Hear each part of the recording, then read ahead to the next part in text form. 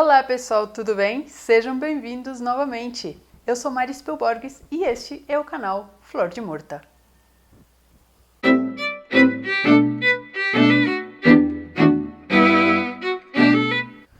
Como vocês podem ver, decidi mudar um pouquinho o cenário, estou testando um pouquinho as luzes dentro aqui de casa. Estamos em quarentena, então não tem muitas opções e não tem muitos ambientes também, mas estamos dando um jeitinho. Por enquanto vamos mudar um pouquinho também para cá. Conforme eu já tinha adiantado e como falamos no último vídeo sobre o dominante quente, hoje vamos falar sobre o dominante frio. E esse é um dominante muito especial para mim, especialmente porque é o meu dominante, pelo menos atualmente. E se você não sabe ainda do que estamos falando, volta lá para o vídeo 8, eu vou deixar o card para que você possa descobrir qual é o seu dominante. Então vamos lá, quem é essa pessoa de dominante frio? Essa pessoa que só de olhar já faz referência à prata, a brilho de lua, a uma cor mais fria mesmo, mais azulada, mais pink, depende, claro, da pessoa e do seu grau de cores. A principal característica que define primeiramente é justamente o subtom ser frio, azul. E sobre subtom também temos outros vídeos, também vou deixar aqui no card, para que você possa pesquisar em caso de que não saiba do que estamos falando. Então já falamos lá atrás no vídeo número 8, mas vamos retomar quais são os traços das pessoas de dominante frio. Além do subtom azul, os cabelos. Os cabelos, eles são cinzas, prateados, platinados ou até castanhos ou loiros, desde que tenham uma coloração cinza de fundo pronunciada. É aquele loiro bem loiro acinzentado, ou um castanho bem puxado para o azul, um preto bem puxado para um azulado. As sobrancelhas e cílios podem ser de qualquer cor, desde um loiro clarinho, sem traços de dourado, até o castanho escuro, até o preto mesmo. Acontece muito do dominante frio surgir depois de um certo tempo, se, por exemplo, ser adquirido a partir de que os cabelos começam a branquear, né? Como é meu caso. Então, por isso, as sobrancelhas podem permanecer muito escuras, sem problema nenhum. Desde que, é claro, a base seja subtom frio. Os olhos, sempre de fundo frio, podem ser cinzas, verdes, azuis ou castanhos. O tom da pele vai desde o clarinho porcelana até os tons mais escuros. Por quê? No caso dos mais clarinhos, o brilho que a pele tem vai ser pink, vai ser rosa, e à medida que vai escurecendo, passando pelos tons médios, esse subtom, esse reflexo, ele vai trabalhando com o tom da pele e vai ficando cada vez mais escuro. Então, passando pelo roxinho até virar azul mesmo, até virar um reflexo azulado. A luminosidade deste dominante é médio para médio baixo. Se uma pessoa tem esses traços, mas a luminosidade dela é alta, ela já não vai ser um dominante frio, ela vai passar a ser um dominante claro, que vamos ver mais para frente. Depois vamos ver que o dominante claro vai se dividir em quente e frio, então ela pode ser um claro de segunda característica frio, mas não um dominante frio. Dominante frio, uma das características dele é ter uma média luminosidade para baixo, de médio puxado para baixo. Então, a cartela de cores do dominante frio, que vamos detalhar agora a seguir, ela vai ser composta por tons frios, né, de base fria, e de média e baixa luminosidade. Tem alguns tons perdidos aqui e ali de alta luminosidade, sim, para dar uma iluminada. Justamente, principalmente para quem tem cabelos assim brancos, claros ou platinados, tudo, para dar uma arejada, uma iluminada nos tons muito escuros. E esses tons muito claros não são para ser usados da cabeça aos pés. principalmente se outros traços são mais escuros, para não ficar muito lavado. Se você, como eu, tem essa decoloração já no cabelo, está assumindo os fios brancos, talvez tenha percebido ou se sentido um pouco lavadas, principalmente se você for muito clarinha. Esse é um dos motivos pelos quais eu passei a aderir a batons mais escuros para dar uma levantada, para dar um contraste maior.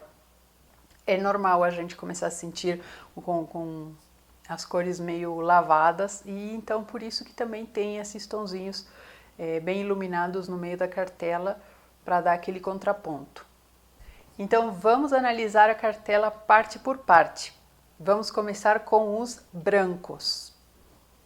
Por ser de tons médios para médio-baixos, o melhor branco para este grupo é um branco suave, assim como no dominante quente.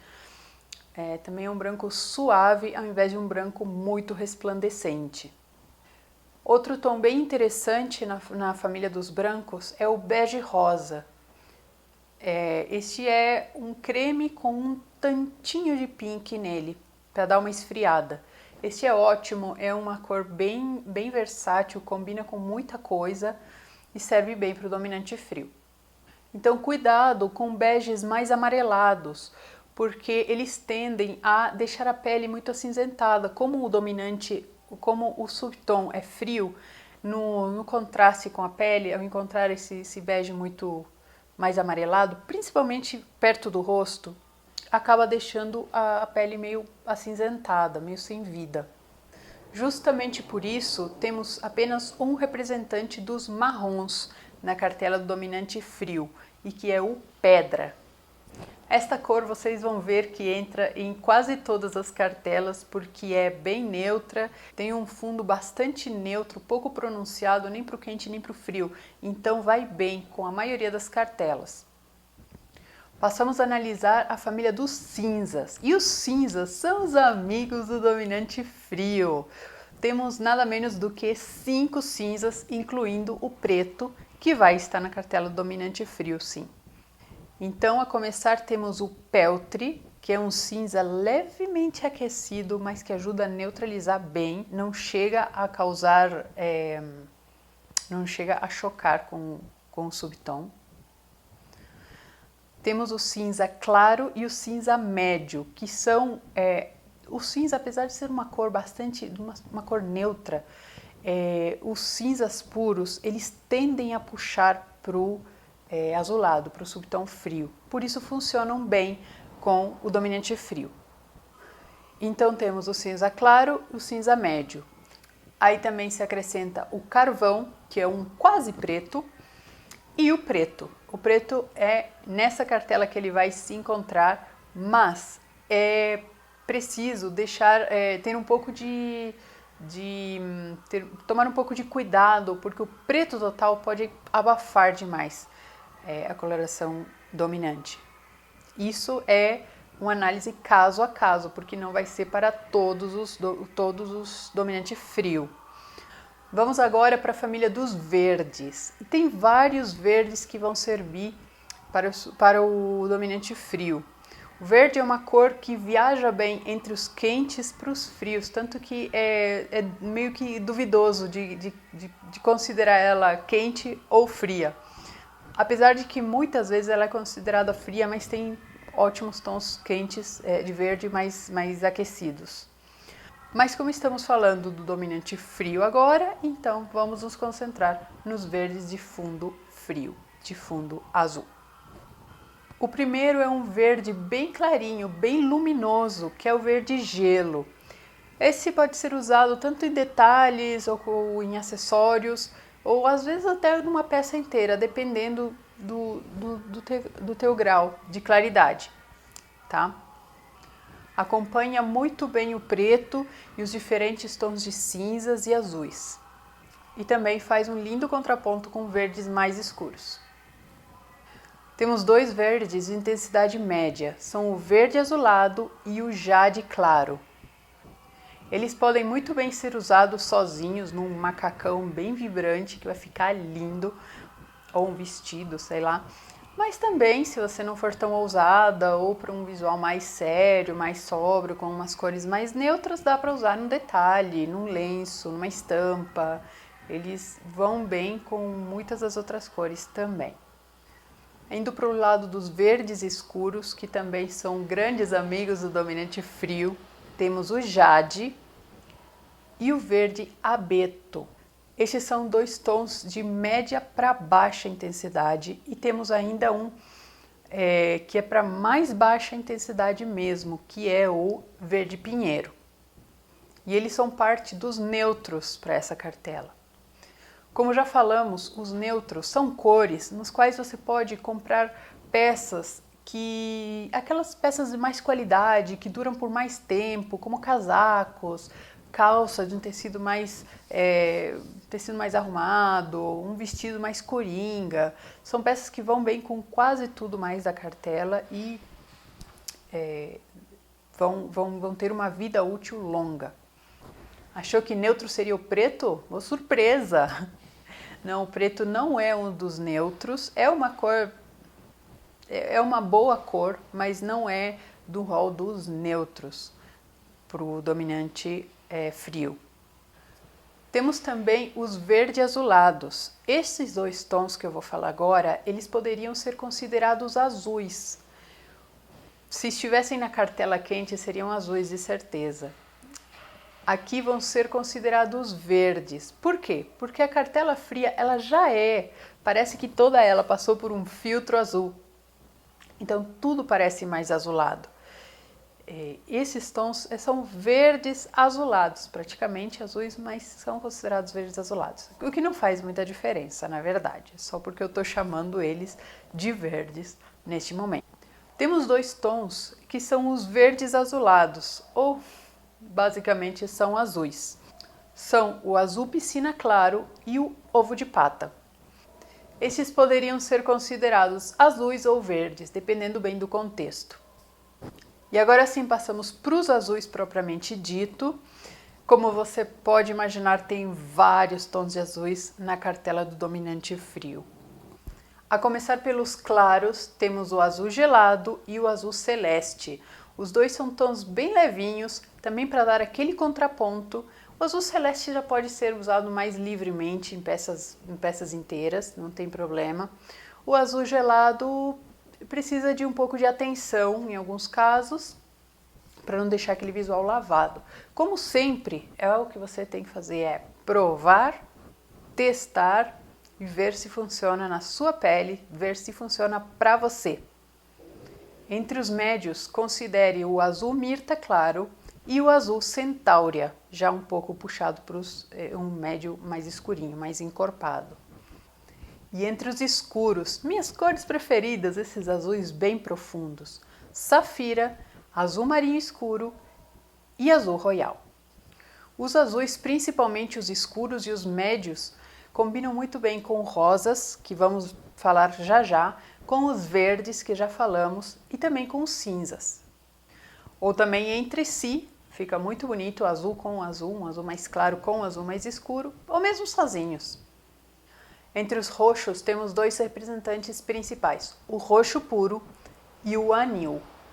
Depois, quando formos ramificar os dominantes, vão aparecer outros tons de roxo para um ou para outro subdominante, né? Para as características secundárias. Mas por enquanto vamos ficar com esses dois na cartela principal. Entre os rosas, e os rosas também dão uma boa iluminada para quem gosta. É claro, não é todo mundo que gosta ou que usa rosa. Como eu disse antes, eu falo milhares de vezes, ninguém é obrigado a nada por aqui. Então são o rosa bebê, sorvete de morango e pink quente. E vamos ter dois vermelhos que são próprios para o dominante frio.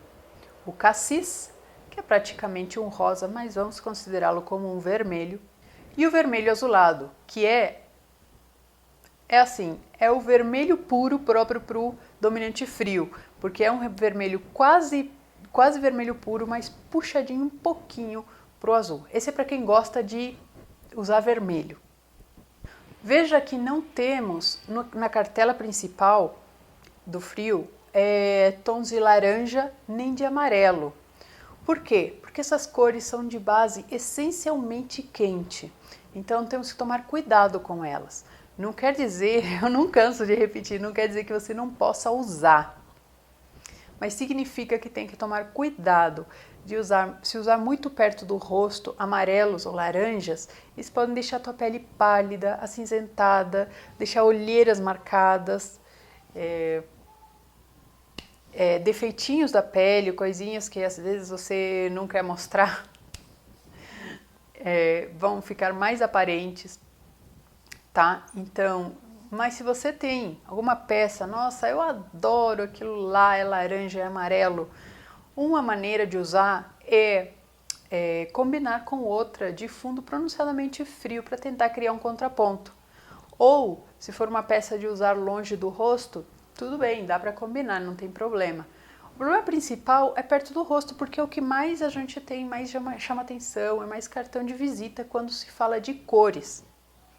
Os marrons também são bem limitados pela mesma questão, porque a maioria, a alma do marrom é o fundo amarelado. Mas o marrom já não vai ter tanto problema, principalmente se for uma calça ou um casaco, se não for usar muito fechadão assim perto do rosto, daí dá para combinar, com tons da cartela, dá para combinar com tons da cartela do dominante frio, que puxem mais para o frio, sem deixar aquele marrom, aquele amarelado criar o efeito que a gente não gostaria. E caso você opte pelo marrom, mas possa escolher, opte por marrons de fundo rosa, de fundo pink, de fundo menos amarelado. Então, para resumir, eu vou te mostrar, a tua cartela fica mais ou menos desse jeito.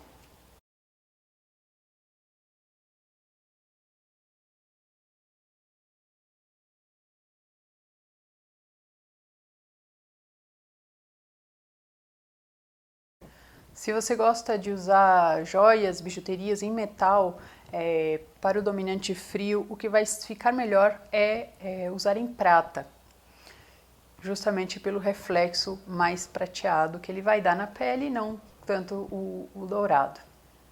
Quanto à maquiagem também, nós vamos detalhar melhor mais para frente, mas vou adiantando que os tons vão ser mais frios, mais puxado para o frio, de maneira geral. Mas isso depois, eu quero deixar para depois quando a gente ramificar, porque vai ser mais específico. Os neutros, como já falamos, vão ser os cinzas, os verdes escuros e o azul marinho escuro. Esses são os neutros do dominante frio. Assim como eu venho falando desde o começo, essas não são cores permitidas e proibidas. Essas são as tuas cores premium, são as melhores cores para você. Agora vai lá, vai para o seu armário, ataque o armário de alguém que você tenha perto e veja que cores dessas. Vá para frente do espelho com essas peças e veja que efeito que elas causam, como que essas cores vão trabalhar com a tua pele, com o brilho dos teus olhos, para deixar mais vivo, mais bonito, mais brilhante. E o que você descobrir, vem e me conta, deixa nos comentários, a gente vai falando a respeito. Eu quero saber se isso está causando algum efeito algum efeito prático na tua vida. Eu quero saber, tô curiosa. No mais é isso, espero que tenham curtido. Se tiver alguma dúvida, deixe nos comentários. Vamos continuar falando nos próximos vídeos sobre os outros dominantes. Se você se encontrou no frio ou no quente que foi anterior, ótimo, que bom. Vamos depois ir desenvolvendo. Então não saia daí, curta o vídeo, comente. Se não for inscrito, inscreva-se, né? Já está mais do que na hora. E é isso. Tchau, tchau!